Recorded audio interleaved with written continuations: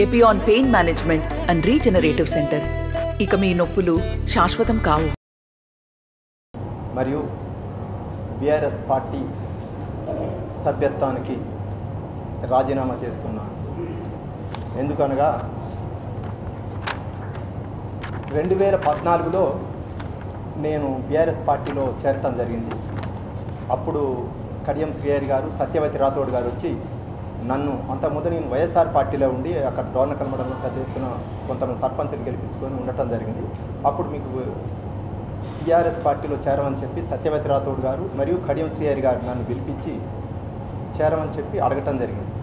దానికి నేను సరే మంచిది, ఎట్లా ఏ విధంగా సార్ నాది ఏంది భవిష్యత్తు ఏంటంటే వాళ్ళు హరీష్ రావు గారితో చెప్పించింది. హరీష్ రావు గారు ఏం చెప్పినట్టే నాతోని, నీకు ఫస్ట్ విడతలోనే ఎమ్మెల్సీ ఇస్తాను రమణ, నువ్వు సత్యవతి రాథోడ్ గెలుపు కోసం కొంత ఆమెకి ఆర్థిక సాయం కూడా చేయాలి అని చెప్పి 2014 కూడా చెప్పడం జరిగింది.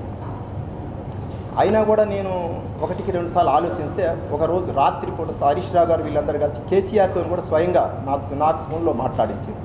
ఏమని, బ్రదర్ నీకు ఖచ్చితంగా హరీష్ రావు చెప్పినట్టుగా ఫస్ట్ ఫేజ్లోనే నీకు ఎమ్మెల్సీ ఇస్తాం, మీరు సత్యవతి రాథోడ్కి మీరు ఆర్థిక సాయం చేయండి, ఆమెకి ఎట్లనైనా ఎలక్షన్లో గెలిపించే విధంగా చూడని 2014లో చెప్పడం జరిగింది.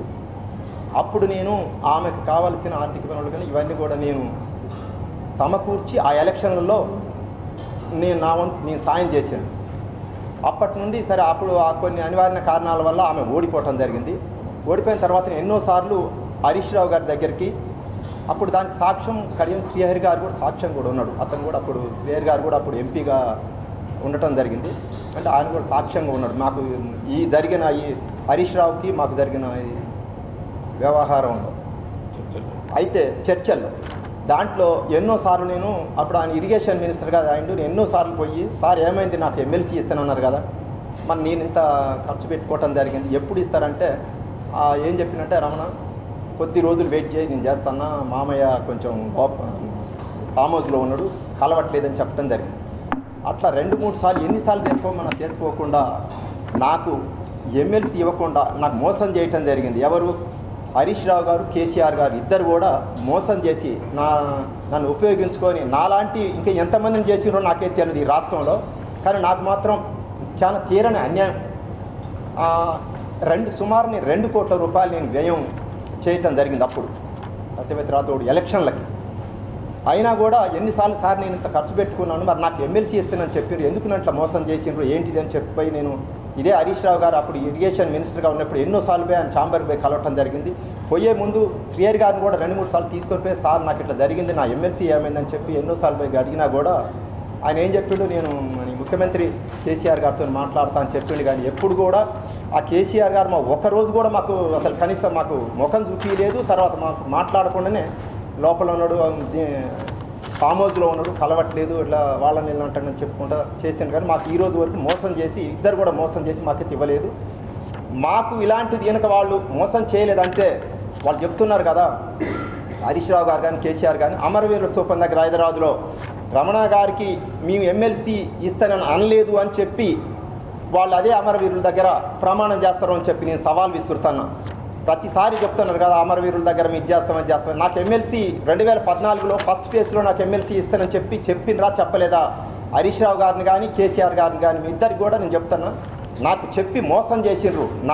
ఎంతో నష్టపోయిన వీళ్ళు చేసి వీళ్ళ వల్ల నష్టపోయినా కాబట్టి దానికి నేను మనోవేదన చెంది నేను బీఆర్ఎస్ పార్టీకి రాజీనామా చేసిండ్రు. ఇద్దరు హరీష్ రావు గారు కేసీఆర్ గారు వాళ్ళిద్దరు నాకు మోసం ఎమ్మెల్సీ ఇస్తానని చెప్పేసి నాకు మోసం చేసిండ్రు. మోసం చేసిండ్రా చేయలేదా వాళ్ళ అమరవీరుల దగ్గర వాళ్ళని ప్రమాణం చేయమని చెప్పి అడుగుతాను, లేకపోతే మేమేనా వచ్చి చేస్తాం, వాళ్ళు దానికి సిద్ధమా చెప్పని నేను సవాల్ ఇస్తుంటాను. ఈ విషయంలో ప్రతిదానికి వాళ్ళు చెప్తాను కదా, అక్కడికి రాండి, ఇది చేయండి అది చేయండి అంటారు కదా. నాకెంత మోసం చేసిండ్రో అది హరీష్ రావు గారికి తెలుసు, కేసీఆర్కి తెలుసు.